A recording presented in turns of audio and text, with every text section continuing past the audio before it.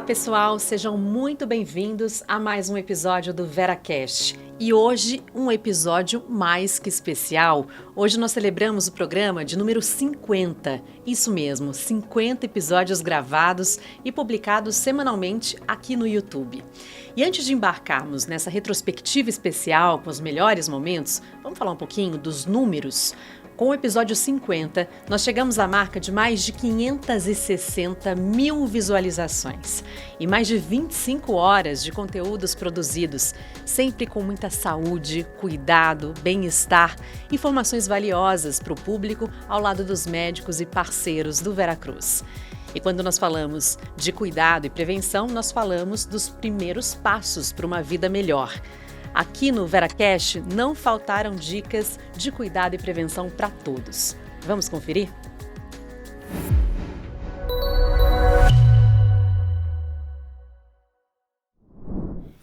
O câncer é muito causado por envelhecimento, que é uma coisa que não é evitável.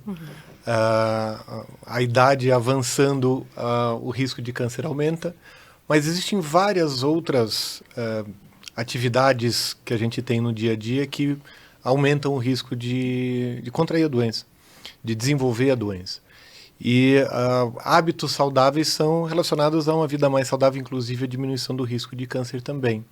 E o número aumentado, ou cada ano que passa aumenta o número de casos de câncer no Brasil, no mundo, e aumenta o número de mortes também. Uma das causas é o envelhecimento da população, mas a outra causa é justamente a despreocupação com hábitos saudáveis. E acho que é isso que a gente precisa buscar, é a prevenção. Além dos avanços de tecnologias que a gente faz nos tratamentos, quando o paciente já tem a doença, evitar que essa pessoa vire um paciente é fundamental.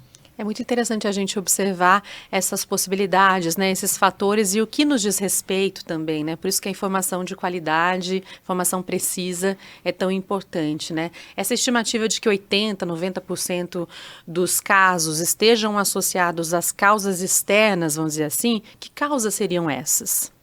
Eu acho que está aí a nossa oportunidade, né, André? Como a gente já falou, hábitos de vida saudáveis, informação, o que a gente faz, né? Como Veracruz, como Oncologia Veracruz, a gente estimula a vida saudável, né? A corrida do Veracruz, por exemplo, é uma oportunidade que a gente tem de fazer a pessoa se movimentar, se preocupar, olhar para si. A gente tem toda uma preocupação com a questão diagnóstica, com a eficiência, com o acesso, né? Quando necessário da população.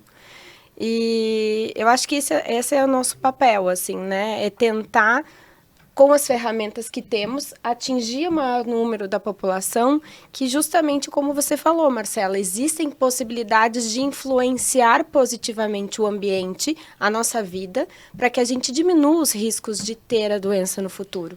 Então, acho que essa é a nossa grande oportunidade. Complementando, Carmela, Marcela, a gente tem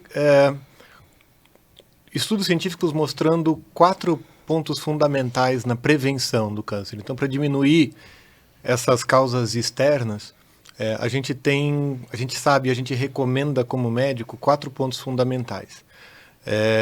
E em inglês eles chamam MEDS, que era como se fosse de medicamentos e tudo, mas M de meditação, então saúde mental, etc., mas meditação. E de exercícios físicos, de atividades, de evitar o sedentarismo. O D de dieta, então uma dieta saudável, com mais proteínas de origem vegetal do que animal, menos embalagens e mais cascas, né? E S de sono. Então ter um sono, uma noite tranquila, preservada, tudo isso, além de preservar o corpo de outras doenças, diminui a incidência de câncer também. Quando a gente fala de causas externas, 80% de causas externas, a gente fala de que não são questões do próprio corpo, não são doenças hereditárias ou mutações que a pessoa já carrega de si. São coisas que vêm de fora. Então é o estresse, é uma dieta inadequada, é o sedentarismo, é a falta de autocuidado e autoconhecimento. Isso tudo leva, às vezes, a um relaxamento do corpo e, às vezes, até a questões inflamatórias que ajudam no desenvolvimento da doença.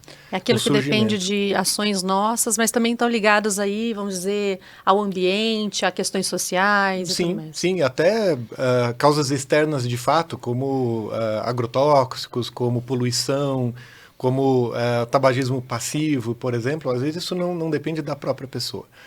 Também o envelhecimento, às vezes é uma causa dita externa, mas que não é de fato, né? A gente não consegue, como eu falei no início, a gente não consegue evitar o envelhecimento. Quer dizer, envelhecer com saúde é fundamental, mas a gente pode buscar isso, a gente pode buscar diminuir a utilização de álcool, de evitar tabagismo, evitar a poluição ambiente, evitar alimentos inadequados também. As Mas é ites altíssimo. todas, né, doutora Daniela? Como incentivar, então, a prevenção a essas doenças Eu nesse acho momento? que o mais importante na prevenção é a gente pensar na saúde básica das crianças, né? A coisa mais importante, do meu ponto de vista, é manter a vacinação em dia das crianças e dos cuidadores que vão ficar com elas, dos pais, dos avós, das babás. Segundo momento, é sempre entender que a época de inverno é uma época que a gente precisa ficar restrito, mas a gente precisa manter as nossas atividades de saúde, de estar fora de casa, de estar no momento em contato com a natureza, ainda mais nesse momento de férias. Além disso, eu acho que é importantíssimo sempre falar para as crianças o momento e a negociação de lavar as mãos com água, sabão, ou mesmo o uso do álcool em gel, que é sempre uma forma muito importante de prevenção de qualquer doença, tá? Manter-se agasalhado, ter uma boa alimentação, bem equilibrado e ter uma política de você ter uma condição de explicar para as crianças que, quando elas vão tossir ou espirrar, seja feito de uma forma protegida, preferencialmente com antebraço. Já começa a educar ali desde cedo, Exato. né? Fechando realmente com esses hábitos, né? O que a mulher precisa fazer no seu dia a dia, tendo um diagnóstico ou não, para ter mais saúde, né? Para garantir essa qualidade de vida. Eu acho que, em primeiro lugar, entender a importância individual, né? Com relação ao cuidado, né, da própria saúde. Então, entender que a gente tem poder e a gente tem capacidade de cuidar da nossa saúde, de melhorar o nosso estado de saúde, e existem medidas para isso, né? Então, eu acho que o foco em hábitos de vida saudável, e aí aqui engloba várias coisas, né? A gente está falando de atividade física, a gente está falando de alimentação saudável, rica em fibras, rica em frutas, verduras, enfim, evitar os ultraprocessados, isso é algo que a gente, né, tem falado bastante, mas também questões que a gente fala um pouco menos, né, da hidratação, né, a importância de ingerir água em quantidade adequada ao longo do dia, o sono é extremamente importante, né? Então a gente fala pouco, né, da qualidade do sono, de higiene do sono, mas dormir bem traz melhor qualidade de vida, e as nossas relações interpessoais também. Porque isso também é um dos pilares da medicina do estilo de vida, né? Como a gente se relaciona com as pessoas ao nosso redor e com o nosso ambiente também.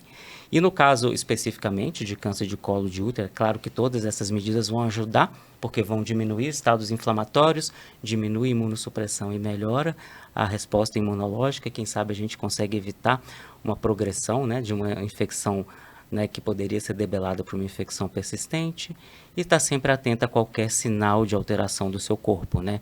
Porque é a mesma coisa que a gente fala para a mama. A mulher que faz o autoexame não substitui a mamografia e o exame de rastreamento, mas a qualquer sinal alterado, a qualquer mudança de padrão do funcionamento do seu organismo, isso precisa ser investigado. O autoconhecimento, né, observar o próprio corpo é muito importante nesse sentido, doutor Dorival. É assim, ficar atento aos sinais, né? Olhar para si mesmo, olhar para o corpo, as atividades, né? Os estilos de vida, é isso mesmo, né? E essa questão da relação interpessoal acho que é muito importante, principalmente as mulheres, a gente vê muito ainda, às vezes, já aí entra naquele ponto até do bem-estar psicológico, né? Uhum. Né? Muitas vezes o bem-estar psíquico também é importante, impacta muito, né? Sem dúvida. E essa prevenção, ela começa ali nas questões de higiene bucal, né, doutora? Quais são? Exatamente. Então, 2 dicas muito legais para o que a doutora Andréia falou agora. Primeiro, realmente a mudança hormonal, ela muda a vascularização da cavidade oral e ela predispõe a gestante a ter problema de gengiva. No entanto, se ela fizer uma boa higiene oral, ela não vai ter. É uma predisposição só, na verdade, não é uma determinação, ela vai ter o problema. E o cuidado de higiene oral para gestante não tem nada de especial. É o cuidado que todo mundo deve ter com a sua boca. O que a gente normalmente orienta é que as gestantes não façam bochecho com solução antisséptica com álcool, tá? Que pode ressecar mais a mucosa. E o álcool, desculpa só atrapalhar, o álcool não tem tolerabilidade mínima para a gravidez. Sim. Então, é álcool zero, né, na gravidez. A absorção vai ser muito pequena pela cavidade oral, né, a quantidade, mas ele também é contraindicado por causa disso, além desse ressecamento. No mais, são aqueles cuidados básicos, como o uso de fio dental, corretamente, a escovação. E para os vômitos, tem uma dica bem interessante também. O que acontece? A saliva, ela tem uma capacidade tampão. Então, o vômito, ele normalmente baixa o pH, a saliva fica ácida, o meio bucal fica ácido, existe uma tendência à desmineralização do esmalte, certo? A um ataque da mucosa. E o que a saliva faz? A saliva, em 20 minutos, ela consegue fazer o pH voltar ao normal. Então, salivação abundante é bom, boca seca é ruim, certo? Se a gestante, nesse momento que ela vomitar, ela sair e for escovar os dentes, ela vai estar com o meio bucal muito ácido. E ela fazendo o atrito da escovação, ela pode remover o esmalte do dente. Então, o que a gente orienta é assim, se você vomitar, não sai escovando o dente. Faz um bochecho com uma solução com um pouquinho de bicarbonato de sódio e só depois de 20 minutos você pode escovar. E aí espera, olha que interessante. Exatamente. Até as gestantes, assim, tendo os enjoos matutinos, essa primeira escovação da manhã, ela já estimula um reflexo que é o reflexo vagal. Isso já pode trazer o enjoo e acabar alterando a salivação.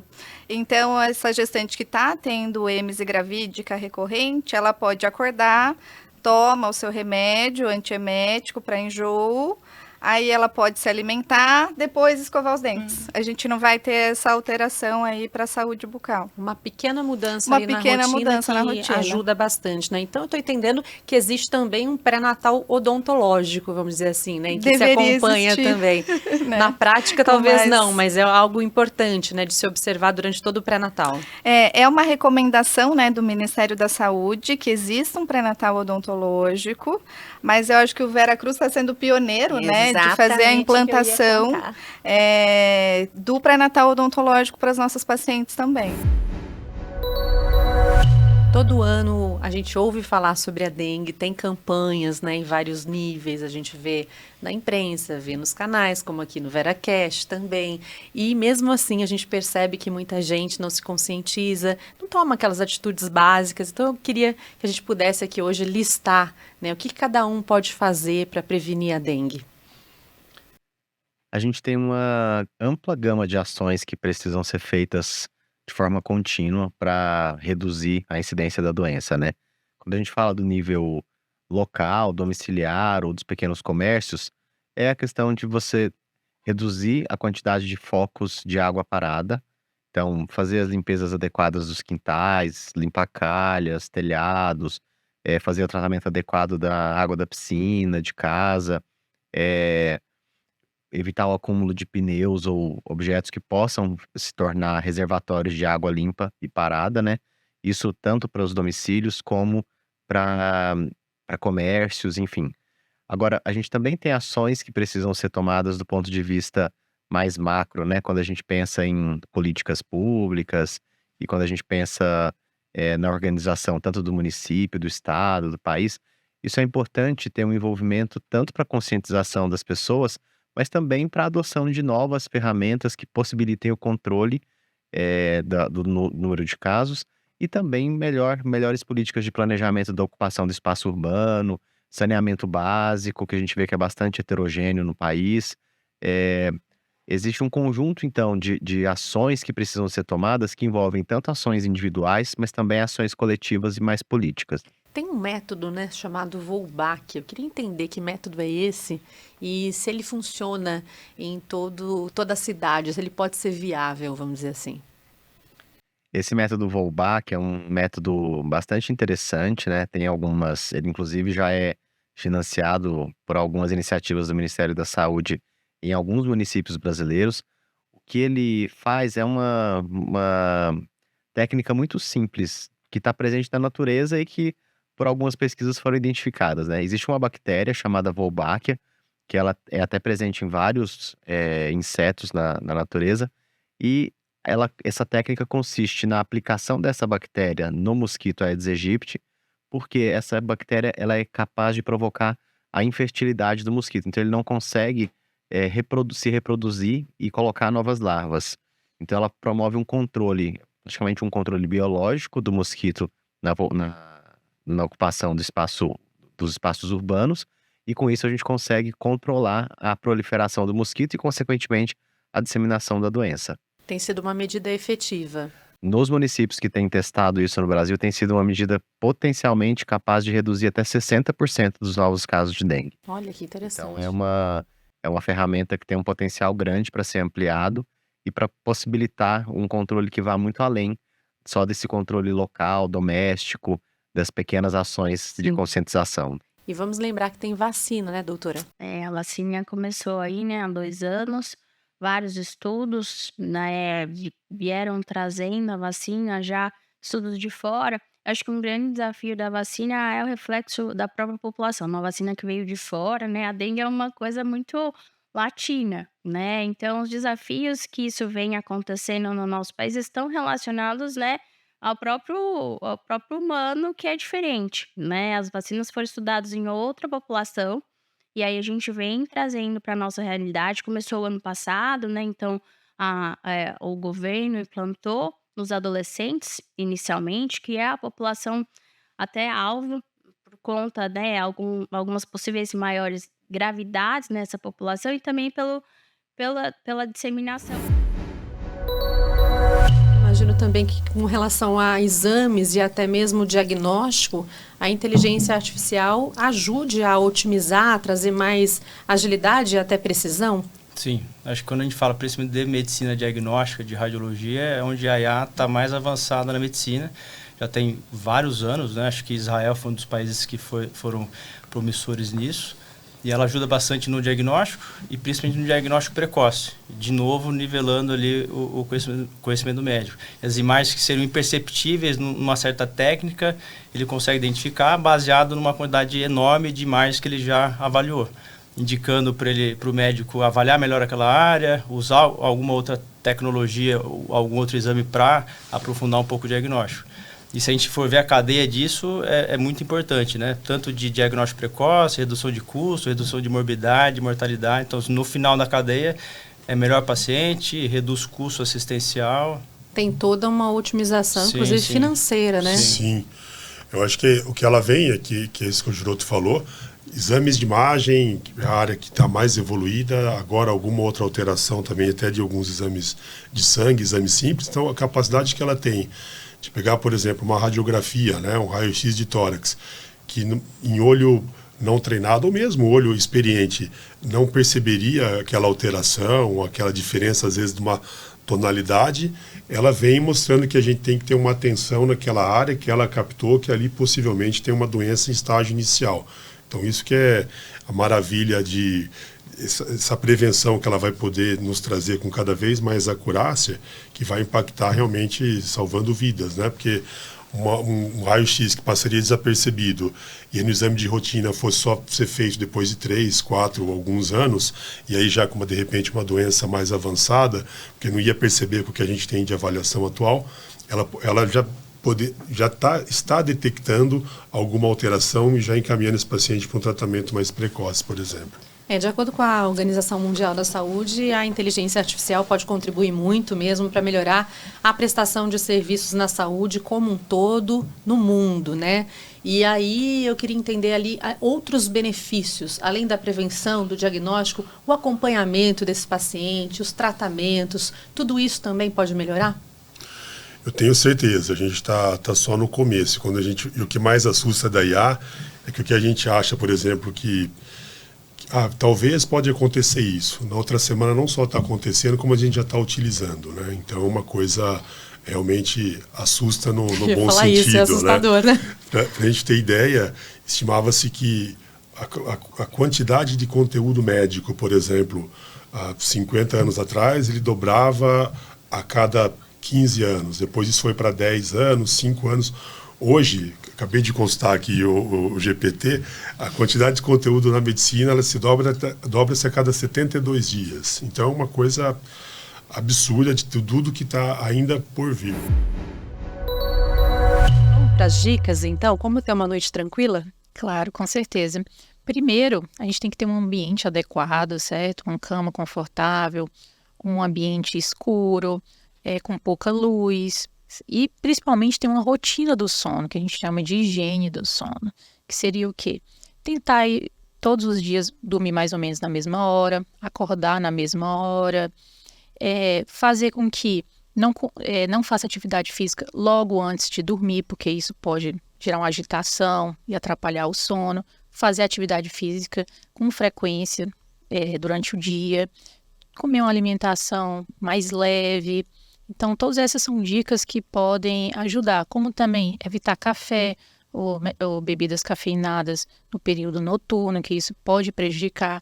Evitar levar celular, tablet, computador para a cama, evitar ter TV na cama. O Felipe já tinha mencionado, né, sobre a luz. Então, a luz azul dos smartphones, dos tablets, eles acabam predispondo a dificuldade de produção de melatonina, né? Então, o indivíduo pode ter uma maior dificuldade de dormir. Isso vale principalmente para crianças, que hoje em dia são muito expostas à tela. E não é só a exposição à tela à noite. À noite é pior, então a grande dica é à noite colocar o celular, tablet em modo avião. E se for para leitura, preferir livros ou Kindle, né, que tem uma luz melhor. Mas também o uso excessivo de telas durante o dia também pode prejudicar a qualidade do sono. Então, isso é uma dica principalmente para crianças, né, em fase de aprendizado. Você tocou no ponto da alimentação. É importante também ficar atento a um tipo de alimentação específica antes do sono para evitar aquelas situações de passar mal ou ter uma noite agitada. Especialmente em pacientes que têm história de refluxo gastroesofágico, é importante não consumir alimentos muito pesados à noite e dar um intervalo ali de umas 2 horas antes de se deitar. Então, comeu, espera umas 2 horinhas antes de se deitar para garantir que o trato gastrointestinal esteja vazio, que o estômago esteja vazio na hora de deitar. Então, isso pode ajudar um grupo de pacientes. Uma coisa que a Mariana comentou é em relação às bebidas estimulantes, ao café. A gente vê muito, às vezes o paciente tem um sono inadequado, dorme pouco à noite, no outro dia ele tenta compensar com cafeína e com estimulante. Isso faz com que ele durma mal à noite, porque esse efeito vai continuar à noite, e isso vai gerando um quadro cíclico, tá? Então não é que não pode tomar café, alguns pacientes realmente a gente evita, em situações mais críticas, mas em geral eu costumo falar para a gente dar esse intervalinho aí das 4 horas, 5 horas antes de dormir. Se a gente for pensar, né, a gente sempre pensa que o nosso corpo é programado para uma situação que não é a que a gente está vivendo hoje, é programado para uma outra situação. Se for pensar no mundo mais natural, às 6 horas da tarde começa a escurecer, e a gente dormiria lá por volta das 10, 11, certo? Então esse intervalo aí de 4 a 5 horas do escurecer é a fase em que o nosso corpo se prepararia para dormir. Essa é uma fase em que a gente deve evitar situações de muito estímulo, a gente deve evitar café em excesso, a gente deve evitar fazer atividade física intensa nessa fase. Atividade física é extremamente benéfica para o sono, mas fazer atividade física muito intensa logo antes de dormir, vai fazer com que o nosso corpo entenda que a gente não está numa fase de descanso, que a gente está numa fase de ativação. Tá? Então, evitar todas essas questões muito estimulantes logo antes. E isso inclui sim as telas. A gente está ali vendo, às vezes no Instagram, vários vídeos o tempo todo e rolando aquela tela, o que vai acontecer com a nossa cabeça? Ela vai entender que está tudo funcionando. Está sendo estimulado. Está sendo estimulado constantemente. Poucas coisas têm tanto estímulo quanto rede social, por exemplo.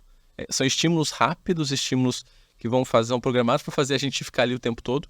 E isso é muito frequentemente associado à insônia, especialmente em pacientes jovens. E as técnicas de relaxamento podem ajudar também, né? Com certeza, as técnicas de relaxamento podem ajudar muito, né? E fazem parte até das terapias cognitivo-comportamental voltadas para o sono, que envolve técnicas de relaxamento, orientação do paciente, caso não esteja conseguindo dormir, em vez de ficar virando na cama, que isso acaba gerando uma ansiedade maior, sair daquele ambiente e voltar para a cama somente quando o sono tiver chegado.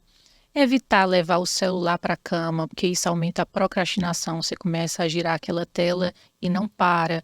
Acaba vendo uma notícia que lhe gera certa ansiedade, uma notícia ruim.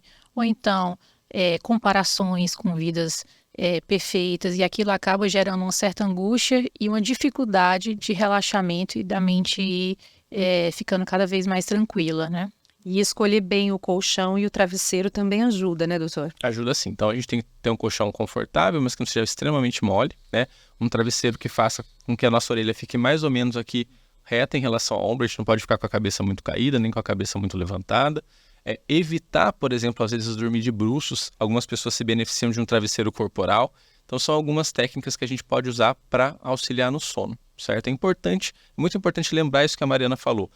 O quarto é um ambiente que deve ser preparado para a gente dormir, tá? Então a gente não deve ir deitar com o computador, ir deitar com o celular, a gente deve ir deitar pronto para dormir. Eu brinco com os pacientes que não existe celular de cabeceira, tem que existir livro de cabeceira, porque o livro é uma iluminação indireta, vai preparando o seu cérebro para dormir, o celular não é a melhor opção nesse caso. A saúde mental sempre esteve em pauta no VeraCast, em episódios especiais sobre qualidade de vida, cotidiano e comportamento. Confira alguns trechos desses episódios.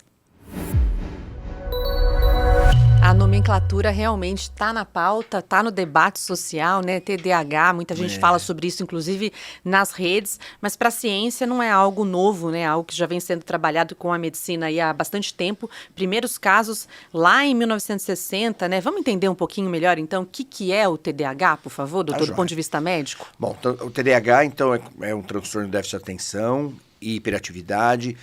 Trata-se aí de um transtorno mental mais característico assim nas crianças, mas pode pegar qualquer faixa etária. Na verdade, é um transtorno que aparece na infância. Eventualmente não se faz o diagnóstico na infância, por vários motivos. Porque não perceberam, porque a criança foi se ajustando, e aí só vai fazer o diagnóstico no adulto. Mas essa doença não aparece no adulto, ela já apareceu antes, tá bom? É uma doença que vai envolver a criança ou adulto, basicamente na capacidade dessa pessoa de manter o foco, de manter a atenção em uma atividade. Essa é a base do problema. Faz com que essa criança, então, se ela não consegue manter o foco, ela acaba se envolvendo com várias questões no ambiente. Então ela acaba ficando inquieta, agitada, tudo para ela é motivo para ela dispersar. E, com isso ela não consegue desenvolver o aprendizado de uma forma correta. Eventualmente ela pode, se ela tiver um padrão mais hiperativo ou impulsivo, ela acaba sendo um problema no ambiente da escola.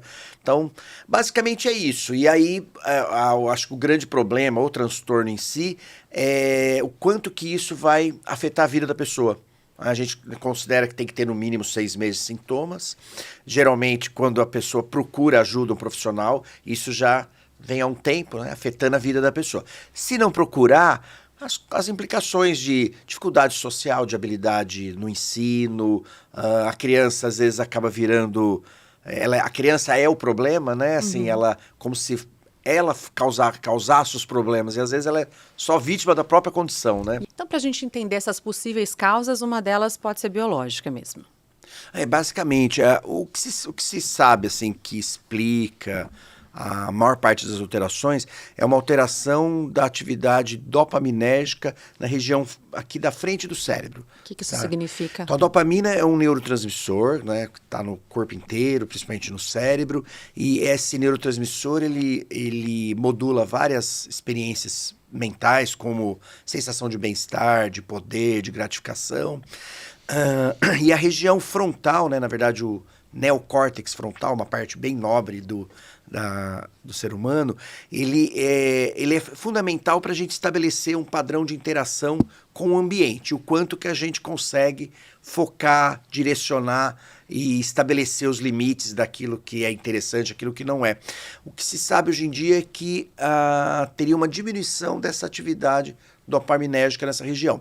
Se fizer ressonância, tomografia, não vai aparecer. É uma alteração neuroquímica, ok? Então, até inclusive os remédios, assim, principalmente os psicoestimulantes, que eles fazem é aumentar a atividade dopaminérgica. Tá? Então, costuma corrigir, costuma fazer a pessoa, consegue direcionar mais e ter um foco normal, como a gente aqui, né? A gente tá, eu focando em você, você focando em mim, que esse é o esperado das pessoas, né? Eu costumo dizer o seguinte, que a ansiedade, até um certo ponto, é uma coisa normal, bem-vinda, e a pessoa usa aquilo para se proteger. É uma preocupação. Tá? Passa daí, a pessoa começa a ter uma apreensão com o futuro, né? Ela começa a imaginar situações muito desfavoráveis, né? Uma separação, vai perder o emprego, uma autocobrança, um desempenho que não vai ser atingido. Então, a pessoa começa a ter um sofrimento em função desta apreensão. A preocupação passa a ser exagerada. Aí a crise em si, a pessoa vai ter um sintoma físico, um aperto no peito, uma apreensão, uma mão gelada, tá? Um frio na barriga, uma dor no corpo, tá? Perde sono, perde apetite, aumenta apetite, tá? Então ela começa a ter um sudorese, é muito comum, né? A pessoa está ansiosa, ela começa a ter uma crise de ansiedade. E essa crise não vem só no momento em que ela está com esses pensamentos, essa antecipação daqueles piores cenários, vamos dizer assim. Às vezes a crise vem do nada, né? Sim, exatamente. Aí a gente quer a ansiedade generalizada. A pessoa está bem tranquila, de repente vem aquela sensação de apreensão, de mal-estar, e que realmente causa um comprometimento importante na vida, inclusive, né, como você citou, na questão até de trabalho, né? E já a depressão, Gabriel, ela vem com outros sinais, sintomas aí, né? Eu acho que essas coisas, em certo ponto, elas acabam se misturando, né, em algum momento. Eu acho que é muito comum ver quadros de depressão grave, né, doutor Tomita, que vem acompanhados também de situações ansiosas. Não é que é uma coisa ou outra, essas coisas vêm acompanhadas, mas acho que a depressão a gente está falando talvez de outro campo aí de sofrimento, né? Eu acho que fica talvez mais caracterizado por algo que a gente até tem de uma tristeza muito profunda. Apesar de poder vir acompanhado dos quadros de ansiedade, acho que tem uma situação de tristeza, tem uma situação de uma depreciação de si mesmo, né? Que às vezes a gente escuta falar das questões de autoestima, numa situação de depressão grave, isso está também muito atacado. A pessoa tem uma percepção de que ela não tem valor, ou de que os outros têm muito mais valor que ela. Isso, obviamente, gera estados ansiosos, esse sofrimento ele aumenta. Eu acho que é um ciclo aí que se intensifica bastante, né?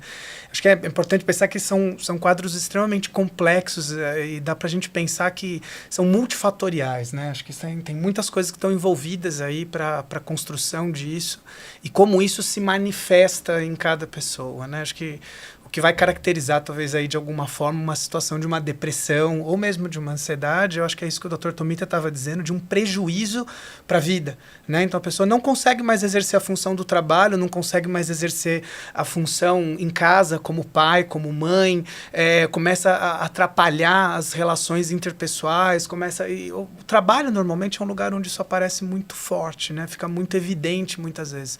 Dentro de casa, às vezes, fica como conflitos ou situações dessa natureza, e no trabalho a coisa acaba ficando mais clara, né? Até por conta do ambiente em si. É o que vai diferenciar um quadro clínico, de fato, né? Um diagnóstico de depressão, ansiedade, para aquelas sensações, sentimentos incômodos comuns nos tempos atuais, todos nós temos, né? Isso é uma questão muito importante, tá?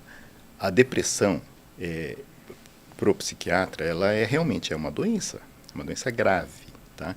Então, é bem diferente, assim, de uma tristeza, que é uma reação normal, né? Todo mundo, o humor de todo mundo modula. Eu vou ficar mais alegre, mais triste, mais animado, menos animado. Agora, quando a gente está falando de depressão, a gente está falando realmente de uma doença, né? Em todos esses 50 episódios, também não faltaram conquistas para toda a equipe do Veracruz. Vamos relembrar? O que exatamente significa a grandiosidade dessa certificação, doutor? O que é a JCI? Perfeito. A JCI é uma organização americana. Então, ela começou os trabalhos na década de 50, onde os hospitais americanos eles precisavam ter um padrão de qualidade, né? Padrões rígidos de qualidade. Então, ela é uma série de preceitos, de quesitos que são avaliados, que atestam aquele hospital com uma segurança adequada. E ela vai muito além. Ela não é só a segurança assistencial, não é só a segurança, vamos dizer assim, do cuidado médico, da enfermagem, da equipe multidisciplinar. Ela vê também toda a estrutura hospitalar, em termos de segurança, treinamento, simulados, desde simulados de incêndio, simulados de evacuação do prédio. Então, ela é completa. E na década de 90, ela começou também a acreditar, a certificar hospitais fora dos Estados Unidos. Então, são padrões rigorosíssimos de qualidade, de excelência, para ela certificar aquele hospital se é digno de receber aquele selo, né? E mais o que a Cláudia falou, não é simplesmente um selo que fica ali na parede, mostra todo um compromisso, uma transparência do hospital a ser avaliado, de realmente esse compromisso com o paciente, de a gente conseguir entregar um padrão de qualidade assistencial entre os melhores hospitais do mundo. Só um pouco de número, o Brasil tem em torno aí de entre 6 e 7 mil instituições de saúde, hospitais de pequeno, médio e grande porte, e menos de 60 deles têm a acreditação da JCI. Então, realmente, para um hospital conseguir isso é uma história, uma cultura já que vem de anos e anos, tem enraizado em todos para a gente conseguir dar esse passo tão importante de qualidade assistencial. A gente está falando, então, da mais importante credencial internacional de qualidade, de segurança e cuidado também prestado em hospitais do mundo todo, né, Cláudia? Sim, são mais de 100 países, né, que têm essa abrangência. Então, ao mesmo tempo que a gente tem menos, aí, olhando o Brasil, muito restrito esse número, né, de hospitais, quando você olha a abrangência, é de fato uma certificação, uma acreditação global, né? E como o doutor falou, na verdade, assim, acho que o que mais me encanta e que nos encanta, ele não é um processo, ele é um processo voluntário, ele não é fiscalizatório.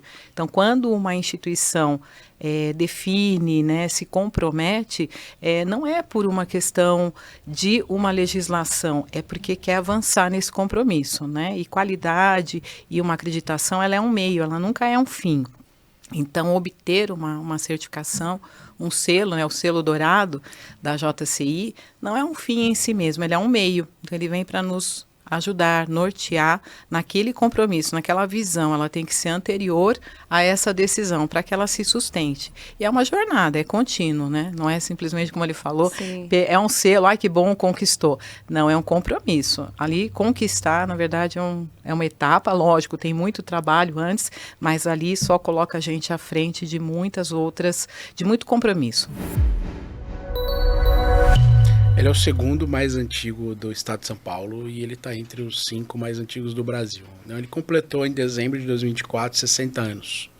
Então, 60 anos de tradição na região de Campinas, isso não é para qualquer um. Ninguém consegue bater esse número porque tem que voltar no tempo ou permanecer. A tradição, né, é um plano que foi criado por médicos, pelo corpo clínico do Hospital Veracruz. Então, tradicionalmente, é um corpo clínico altamente qualificado e que ele se tornou um desejo da população campineira, porque o plano de saúde ele se destacou demais, não só pelo hospital, mas pelos serviços que eles são ofertados. Então, historicamente, o Veracruz conseguiu manter essa qualidade, né? São gerações de médicos, muitos deles às vezes são até filhos desses fundadores, e nós conseguimos manter essa qualidade no atendimento, né? O corpo clínico hoje que atende os beneficiários do Plano de Saúde de Veracruz, eles todos eles possuem títulos de especialista, eles são especialistas naquela área que ele está atendendo. E muitas vezes você encontra planos que ele não divulga a especialidade, mas o atendimento acaba acontecendo com um médico não especialista. E acho que o Giroto tem um negócio legal para falar, né? Uma coisa boa, que os nossos beneficiários, eles passam em atendimento e o tempo de atendimento dentro do PS e a jornada dele do hospital, dentro do hospital, é muito diferenciada dos hospitais de Campinas. Que esse é um ponto grande de reclamação hoje, né? Que é o tempo de espera nos hospitais. Então tem esse tempo reduzido. Essa área digital que a gente vive, a gente está a todo momento querendo 1 minuto é tempo, né? Então chego numa fila da padaria, se demorou 2 minutos para alguém te atender, você já está achando que está demorando, tinha que ter mais alguém para atender. No pronto-socorro é pior ainda porque a pessoa está sensibilizada, está com dor. Então, hoje no Veracruz a gente tem um programa lá que então a meta é de atender 80% dos pacientes em 15 minutos. Então, do momento que tirou a senha até o momento que ele foi atendido pelo médico. Então, isso envolve, além de pessoas, fluxo, tecnologia. Então, hoje a gente já tem alguns meses que a gente supera essa meta de 80% dos pacientes atendidos em 15 minutos. Então, é um grande diferencial esse no pronto-socorro. Aproveitando aqui que o nosso foco está na inovação, né, no episódio de hoje, vale a gente ressaltar que o Veracruz, mais uma vez, mostrou o quanto é pioneiro, né, e tem no seu DNA aí, né, o pioneirismo. Depois de realizar mais de 3.000 procedimentos robóticos em novembro de 2024, vocês realizaram a primeira cirurgia ortopédica da América Latina com o robô Skywalker, né? Vamos entender que procedimento foi esse, o que aconteceu ali? Ah, legal. Então, o robô é o seguinte, a gente tem uma cirurgia que chama prótese total do joelho, que é a substituição da articulação que está danificada em quem tem artrose, né, que é a doença do desgaste das juntas ali. Então, quando tem um dano pequeno, a gente consegue tratar isso aí de diversas formas, com infiltrações, etc. Quando é um dano muito grande, a gente tem um tratamento que é bom e funciona muito bem, que é a substituição dessa articulação danificada por uma prótese.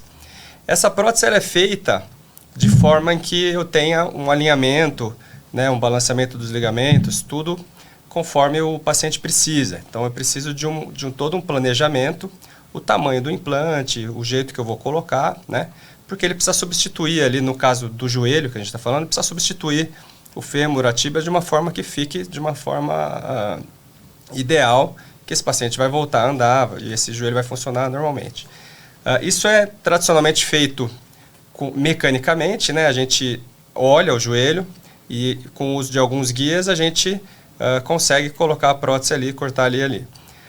A cirurgia robótica ela é uma evolução da navegação, que o Isabel comentou, ou seja, tem um planejamento que a câmera dá para a gente a posição dos ossos e mostra para a gente onde a gente deve cortar. E agora a introdução do robô, esse braço robótico, ele realmente obriga a gente a cortar ali de acordo com o que a gente planejou e o robô mostrou para a gente que é o ideal. Então isso te dá uma precisão muito grande, porque assim, não tem como eu cortar de uma forma que eu estou achando que era ali, no fim eu acabo cortando torto, né? Porque o robô ele tem todo um processo de coleta de dados e posicionamento que ele vai me mostrar aonde eu devo cortar para que eu fique com alinhamento e com esse balanceamento totalmente preciso ali. São muitos benefícios para o paciente? O que a gente enxerga hoje é o potencial, né? Porque são feitas milhões de próteses no mundo hoje em dia e a cirurgia robótica não está muito acessível ainda. Então já existe publicação científica de peso mostrando que há a possibilidade de ser uma cirurgia melhor, no sentido de que a recuperação pode ser mais rápida, pode ser menos dolorida, porque a prótese de joelho é uma cirurgia dolorida. E o mais importante é ver no longo prazo. São pessoas que hoje cada vez se faz mais prótese e cada vez mais cedo na vida. E é importante que essas próteses possam durar mais que 20, 30 anos. Se realmente com o robô vai acontecer isso, a gente não pode afirmar. Mas intuitivamente, uma cirurgia precisa, como ela passou a ser dessa maneira, dá para imaginar que sim, que no futuro as próteses vão ser mais duráveis e os pacientes se sentirão melhor com suas próteses. Agora, quando a gente fala em robô, muita gente acha que o papel do médico ali é secundário, né? Que ele faz muito pouco, mas não é bem assim. Não, não é. Principalmente o robô da ortopedia, ele não substitui tanto quanto o próprio Da Vinci, que é o robô da cirurgia geral. O robô da cirurgia geral, o médico fica ali num console e o robô mesmo que corta e opera, né? No caso da ortopedia, a gente ainda faz os cortes, o robô ele mostra para a gente e posiciona o corte onde ele deve ser. Então, o robô da ortopedia ainda depende da experiência do cirurgião também, né? A gente fala, às vezes, o robô parece uma coisa futurista, né? Não, mas ele está ali, com certeza, é uma ferramenta que ajuda muito, mas a cirurgia ainda é feita pelo ortopedista. Nesse momento, a gente decide as coisas. O robô ele realmente é um auxiliar. A gente tem que enxergar que no futuro, inteligência artificial e tudo mais vão concluir mais coisas melhores do que eu concluo no momento. Eu enxergo sim que no futuro o robô vai fazer a cirurgia inteira. Mas esse futuro eu não sei realmente quando, porque são muitas variações, são muitos custos envolvidos. Então, não se consegue colocar robô em todos os hospitais do mundo e do Brasil. Então, a gente tem espaço aí para cirurgia convencional ainda por muito tempo. Mas, onde for acessível, creio que o robô vai trazer uma melhoria muito, muito significativa. Foram 50 episódios de muito conteúdo e muita informação sobre saúde e bem-estar. E é só o começo. Mais episódios vêm por aí com foco no que mais importa, você e a sua saúde.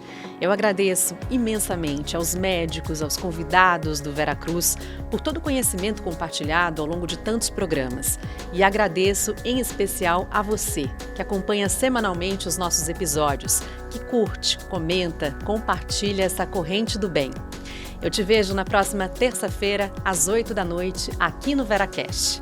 Até lá!